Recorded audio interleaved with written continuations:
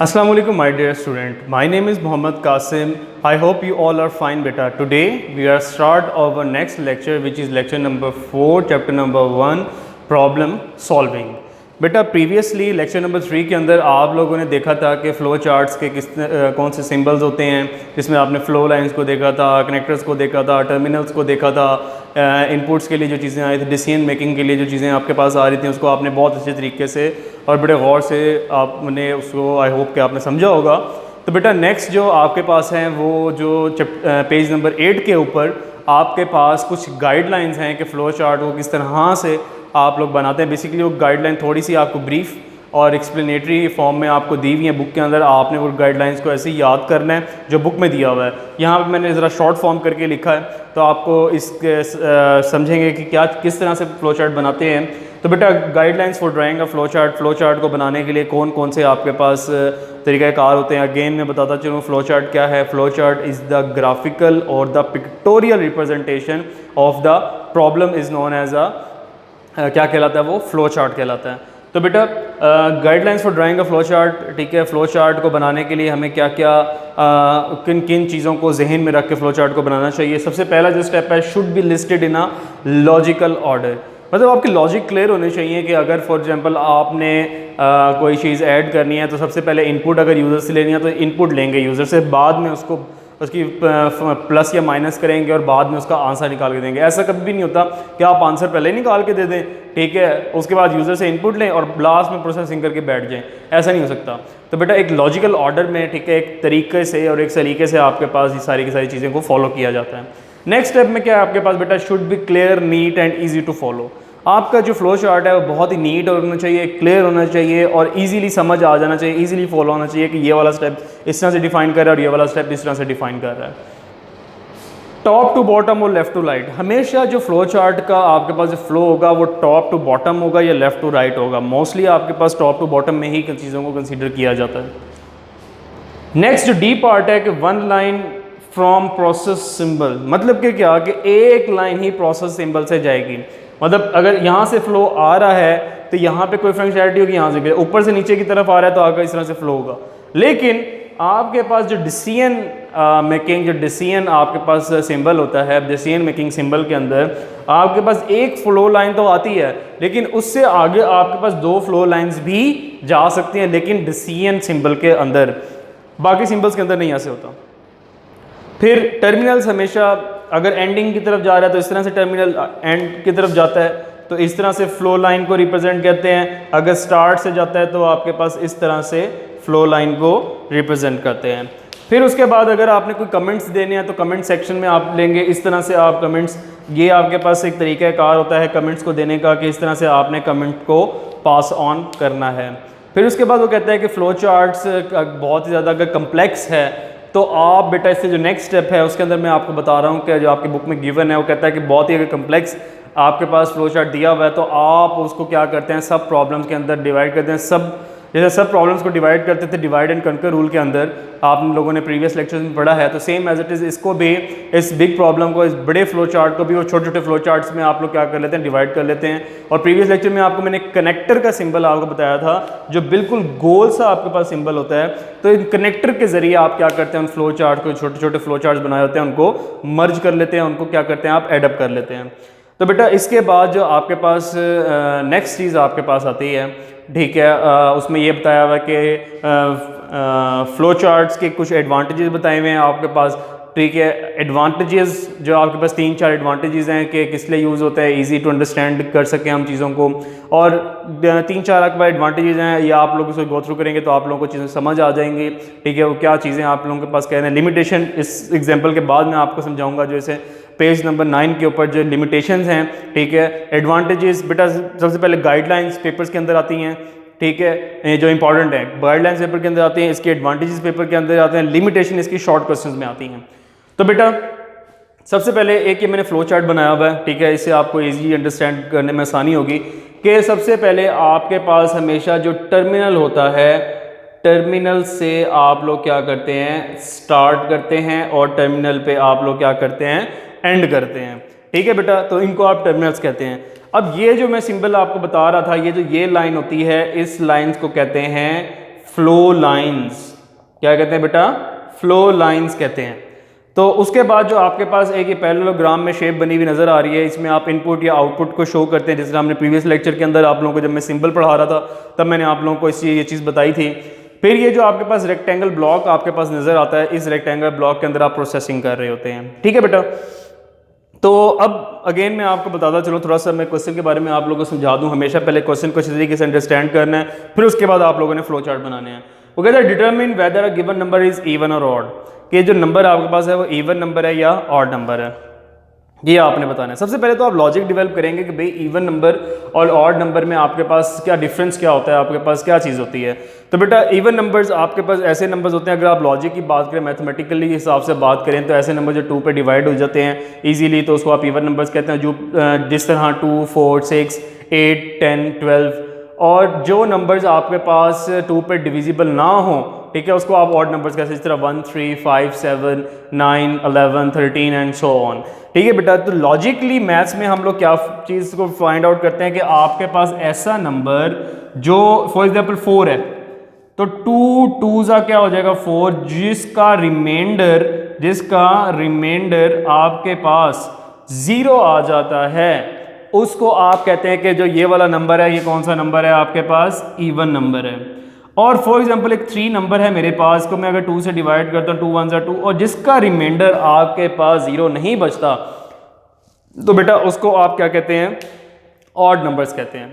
तो ये आपके पास बेसिकली लॉजिक है। गाइडलाइन सबसे पहले क्या था कि लॉजिकल आपकी प्रॉपर होनी चाहिए। तो लॉजिक आपने सबसे पहले बना ली कि लॉजिक में क्या चीज़ है, क्या डिविजिबल बाय 2 होगा तो इवन, नहीं होगा तो ऑड नंबर्स।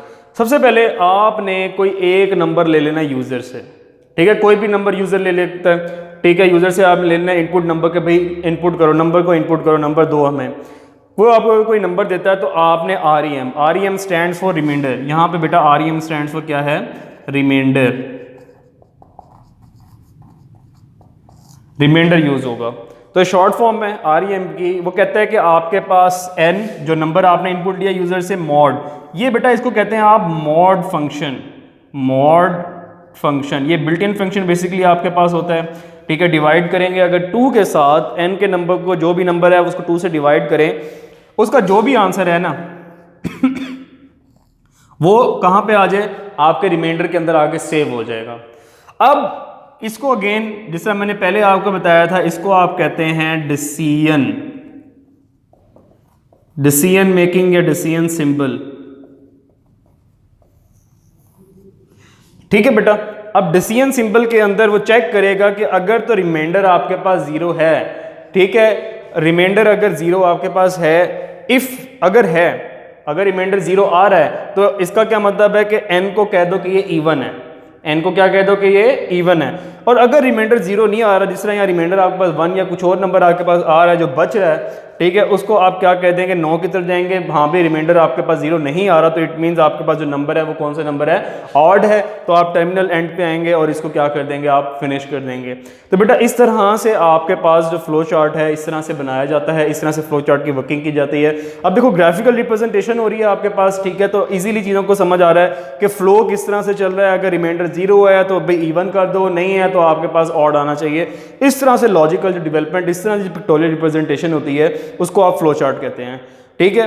तो बुक में बेटा ये बुक में आपके नहीं गिवन नहीं है, 10th क्लास की बुक में गिवन नहीं है, क्योंकि ये थोड़ी सी आसान है और आपने इजीली मैथ्स वगैरह में चीज़ें पढ़ी हुई हैं, तो इसलिए मैं बेटा आप लोगों को इससे बता रहा हूँ। जो बुक में थोड़ी सी आपको कम्प्लेक्स दे सकती हैं, लेकिन इसको समझने के बाद आपके पास जो बुक में एग्जांपल है वो भी बहुत आसानी से आपको समझ में आ जाएंगी, ठीक है। उसमें पिक्टोरियल लेना सिखाया हुआ है, ठीक है, पिक्टोरियल क्या चीज़ होती है, सम लेना बताया हुआ है उसमें, सिंपल, ठीक है। तो अब ये एक नेक्स्ट क्वेश्चन आपके पास है, to display the larger one out of the 3 given unequal numbers. आपने इसके अंदर क्या फाइंड करना है कि कौन सा नंबर लार्जर है, कौन सा नंबर आपके पास लार्जर नहीं है। तो बेटा सबसे पहले इनपुट ले लेंगे यूजर से, n0, n1, n2। Again for example मेरे पास नंबर्स हैं, ठीक है, ये नंबर्स हैं, इसमें मैंने आपको डाल दिया 50, इसमें मैंने ऐड कर दिया 40, इसमें ऐड कर दिया मैंने 30। चेक करना है कि नंबर लार्ज कौन सा है कि नहीं। सबसे पहले आएंगे, तीनों इनपुट्स ले लेंगे, जिस तरह यूजर से मैंने इनपुट ले लिए हैं, मैंने खुद इनपुट किए हैं। अब देखेंगे कि large is equal to number 1। अब मैं कहता हूं कि सपोज करता हूं कि ये जो लार्ज है ना, ये नंबर 1 है, इसको मैंने नंबर 1 कह दिया और इसका नाम दे दिया मैंने लार्ज का। किसका नाम दे दिया है? लार्ज का नाम दे दिया। अब लार्ज के अंदर जो है वो 50 पड़ा हुआ है। अब चेक करते हैं, बाकी नंबर्स के साथ कंपैरिजन करते हैं, कंप्यूटर चेक करेगा कि अभी 50 बड़ा है कि नहीं बड़ा। तो सबसे पहले फ्लो आएगा, इधर देखेगा कि n1 ग्रेटर है लार्ज से, ठीक है। क्या ये जो आपके पास n1 है ये बड़ा है? नहीं है बड़ा, ठीक है, नहीं है बड़ा, तो इस लाइन पे नहीं आएगा, वो सीधा इस पे आ जाएगा। चेक करेगा क्या n2 बड़ा है लार्ज से, n2 बड़ा है लार्ज से, ठीक है, तो नहीं बड़ा, तो इट मीन जो प्रिंट क्या कर दो आप, लार्ज कर दो। जो ये प्रिंट ये लार्ज के अंदर पड़ा हुआ नंबर, इसको क्या कर दो, प्रिंट कर दो। फॉर एग्जाम्पल बेटा, आपके पास जो n0 है, ठीक है, वो हो जाता है आपके पास 40 और n1 हो जाता है आपके पास 50। सबसे पहले यहां पे उसको लार्ज किसको दे देगा? 40 को, वो नाम दे देता है इसको लार्ज का, ठीक है बेटा। लेकिन जब वो आता है यहां पे आके चेक करता है कि n1 is greater than large, क्या n1 जो है वो लार्ज से बड़ा है, ठीक है। यहां आएगा तो large is equal to n1, हाँ बड़ा है, क्या है? बड़ा है, ठीक है। तो अब लार्ज किसे कह देगा? वो इस n1 को कह देगा, इसमें से टैग हटा देगा। अब इसको कहेगा कि लार्ज नंबर ये है। लेकिन अभी भी n2 को चेक करना है कंप्यूटर ने, कि देखना है कि n2 भी बड़ा है कि नहीं। तो क्या करेगा? यहां आएगा n2 बड़ा है लार्ज से, क्या ये n2 इस लार्ज से बड़ा है? नहीं बड़ा, ठीक है, नहीं बड़ा, तो आपने प्रिंट कर देना लार्ज को। जो भी लार्ज नंबर आपके पास जिस भी पॉइंट पे आ रहा है, आपने इसको क्या कर देना है? प्रिंट कर देना है। फॉर एग्जाम्पल बेटा, आपके पास जो 50 है, ठीक है, ये आ जाता है किसके पास? इधर 30 आ जाता है, इधर आकर 50 आ जाता है। अगेन सबसे पहले प्रोग्राम में ये जो आपके पास 40 पड़ा हुआ है, इसको वो कहता है कि ये क्या है? आपके पास लार्ज नंबर है। कौन सा नंबर है? लार्ज नंबर है। आप चेक करते हैं क्या वाकई में ये लार्ज नंबर है। कंप्यूटर पहले चेक करेगा n1 is greater than large, क्या ये n1 लार्ज से बड़ा है? नहीं बड़ा, तो कहाँ आ जाएगा वो? इधर आ जाएगा, इधर नहीं जाएगा, इधर नहीं जाएगा, वो सीधा आएगा, इधर आ जाएगा। नहीं बड़ा तो इधर आ जाओ। अब चेक करो क्या n2 बड़ा है इस लार्ज से? n2 बड़ा है लार्ज से, तो बेटा हमने देखा कि n2 जो है वो लार्ज से बड़ा है, तो n2 को क्या कर दो? लार्ज कर दो। यहां से लार्ज हटा दो, यहां पे लार्ज कर दो। ये कौन कहता है बेटा? ये वाला आपके पास स्टेप कहता है कि n2 को क्या कर दो? लार्ज कर दो। फिर नीचे आए प्रिंट लार्ज, जो भी लार्ज पे आपके पास नंबर पड़ा हुआ है उसको क्या कर दो? प्रिंट कर दो। और इस टर्मिनल एंड से आप क्या कर दें? इसको फिनिश कर दें, ठीक है बेटा। तो ये बेसिकली आपके पास एक और फ्लो चार्ट की एग्जांपल है, ठीक है। पेज नंबर आपके पास जो 10 है उसके ऊपर 2 एग्जांपल्स आपके एक्सरसाइज से ऊपर, अगर आप बुक के अंदर देखेंगे पेज नंबर 10 के ऊपर, तो 2 एग्जांपल्स आपके पास दी हुई हैं। उसको भी आपने बेटा अच्छे तरीके से जो है ना कॉपी के ऊपर, जो वो भी नीट या रफ रजिस्टर के ऊपर, उसको आप लोगों ने क्या कर लेना है? इसको ड्रॉ कर लेना, स्केच कर लेना है। लिमिटेशन का बेटा मैं आपको बता रहा था, लिमिटेशंस इसमें बुक में आपको दी हुई हैं, जिसमें से one of the most important जो लिमिटेशन जो इसमें आती हैं फ्लो चार्ट में, ड्रॉबैक है, वो ये है कि जो कम्प्लेक्स प्रॉब्लम्स होती हैं उनके फ्लो चार्ट्स नहीं बनाए जाते, ठीक है बेटा। तो ये कुछ लिमिटेशंस हैं पेज नंबर 9 के ऊपर। तो आपने इसको एडवांटेजेस, अगेन गाइडलाइंस को बहुत अच्छे तरीके से याद करना है, एडवांटेजेस को बहुत अच्छे तरीके से याद करना है, लिमिटेशंस को बहुत अच्छे तरीके से याद करना है, और फ्लो चार्ट को बहुत अच्छे तरीके से आप लोगों ने समझना है। तो बेटा ये आज का आपका टॉपिक था। उम्मीद है कि आपका आज का लेक्चर जो है आपको बहुत अच्छे तरीके से समझ आया होगा। अपना ख्याल रखें, अपने बड़ों की इज़्ज़त करें, अपने पेरेंट्स का एहतराम करें। थैंक यू सो मच बेटा, अल्लाह हाफ़िज़।